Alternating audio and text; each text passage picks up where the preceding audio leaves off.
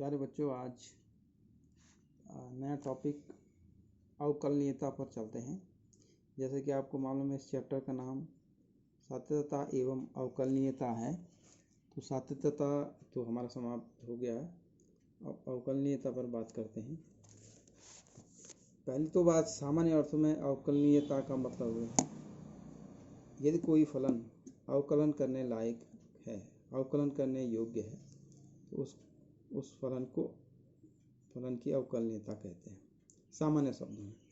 लेकिन यहाँ पर गणित की भाषा में और एक टेक्निकल लैंग्वेज में ऐसा कहेंगे, यदि कोई फलन f एक वास्तविक फलन है तथा इसके प्रांत में कोई बिंदु c हो तो c लेना, कोई बिंदु स्मॉल c, जैसे अभी तक लेते हुए आए हम, जहाँ पर x बराबर c पर हम LHL और RHL निकालते थे। तो इस फलन के प्रांत में इसके प्रांत में कोई बिंदु है हो तो फलन f अवकलनीय कहलाएगा। किस पर? उस बिंदु c पर कहलाता है। तो उसको कहलाने की शर्त क्या है, कब उस अवकलनीय कहलाएगा? उसके लिए सीमा के पदों में इसको लिखेंगे, limit x tends to c fx minus fc upon x minus c। यह परिमित होना चाहिए और इसका अस्तित्व होना चाहिए। अब यहाँ दो शब्द और जोड़ दिए इसमें, परिमित होना चाहिए। परिमित और अपरिमित आप समझते हैं, तो परिमित तो आप सामान्य है, कोई दिक्कत नहीं है। और इसका अस्तित्व होना चाहिए। अस्तित्व होने के लिए, फलन का अस्तित्व होने के लिए आपको याद होगा कि उसकी left hand limit right hand limit की वामत सीमा दक्षिणत सीमा के बराबर हो, तो तब वह उस फलन का अस्तित्व माना जाता है। ठीक है। अगर ऐसा है तो इस सीमा को, जो ये सीमा है x टेंड टू c, इस सीमा को ही फलन का अवकलन कहते हैं, अवकलज कहते हैं, या अवकलन गुणांक कहते हैं, या इसको अंग्रेजी में डेरिवेटिव्स भी कहते हैं, डेरिवेटिव। तो ये क्या है?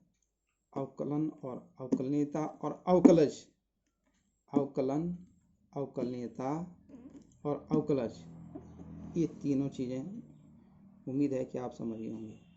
अब सीधी बात है, अवकलनीयता से अवकलज प्राप्त होते हैं और अवकलज जिस प्रक्रिया से निकाल ले जाते हैं उसको अवकलन कहते हैं। अब हम इन पर बात करते हैं। तो जो ये फलन है, ऊपर वाला फलन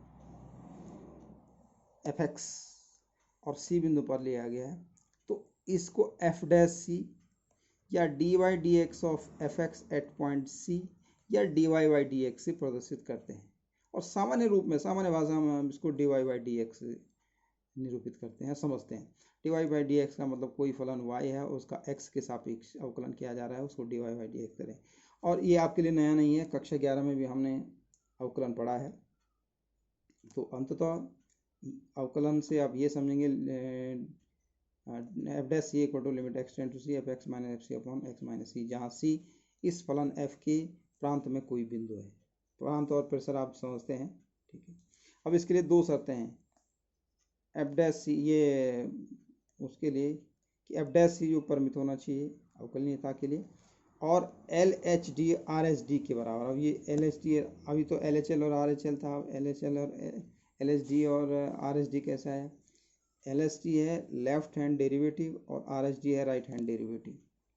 डेरिवेटिव लिखने का तरीका यही है, लेकिन लिमिट लेफ्ट लिमिट और राइट हैंड लिमिट को लिखने का तरीका जो है उसी तरीके से यहाँ लिखेंगे।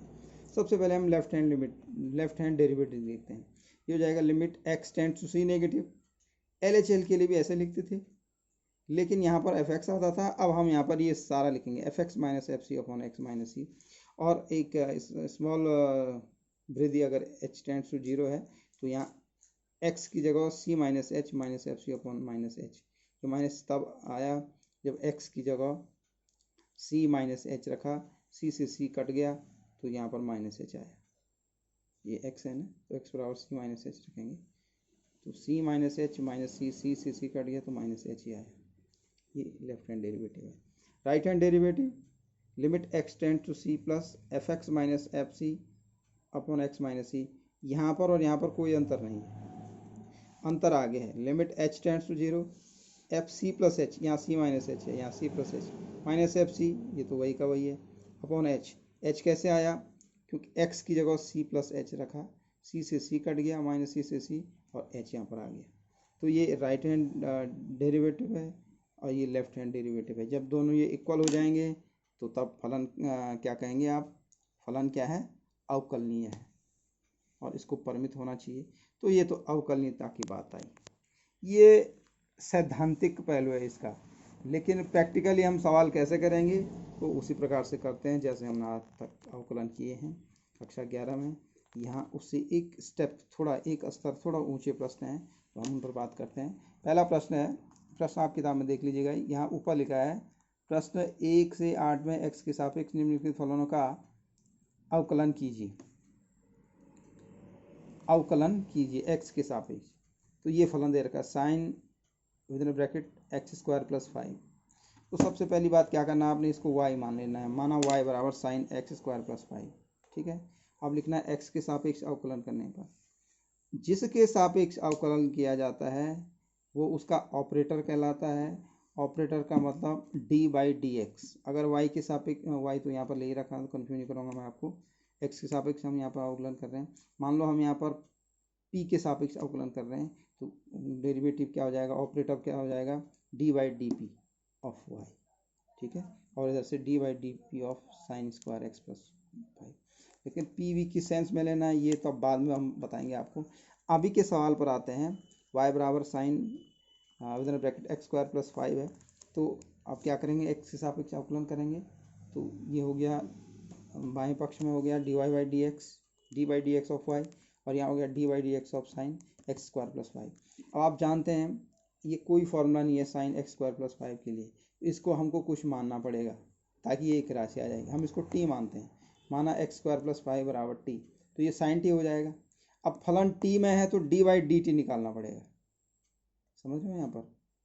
इसका हल नहीं हो रहा है संभव, इसको यहाँ पर प्रतिस्थापन द्वारा अवकलन होगा, एक्स स्क्वायर प्लस 5 बराबर टी मानेंगे, और इसको प्रतिस्थापन द्वारा अवकलन ही कहते हैं।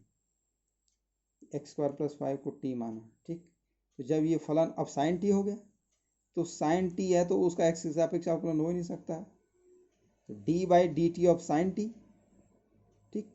अब जितना टी माना उसका डी बाई डी एक्स, क्योंकि ये एक्स स्क्वायर प्लस 5 जो एक्स में है, तो D by D X of x square plus 5। उम्मीद है ये समझ गए होंगे। यहाँ पर मैंने थोड़ा और समझाने के लिए लिखा D V by D T D T by D x.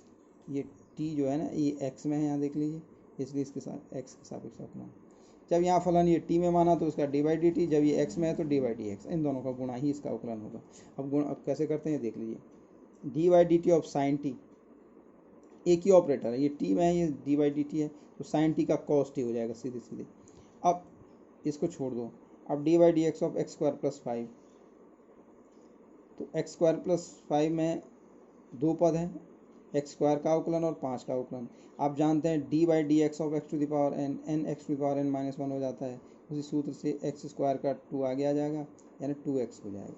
और D by D X of 5 constant है, अचर है, उसका शून्य होता है, तो शून्य हो गया। अब यहाँ पर टी का मान वापस रख लेंगे इस कॉस टी में, cos x x square plus 5 into 2x plus 0। ये जीरो कैसे आए आप समझ गए होंगे।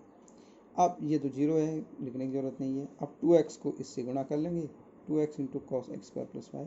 इस प्रकार से इसका अवकलन आया। आशा है कि आप समझ गए होंगे, नहीं समझे होंगे तो आप बता देंगे मुझे व्हाट्सएप के माध्यम से, तो मैं उन प्रश्नों को आपको दोबारा बताऊंगा।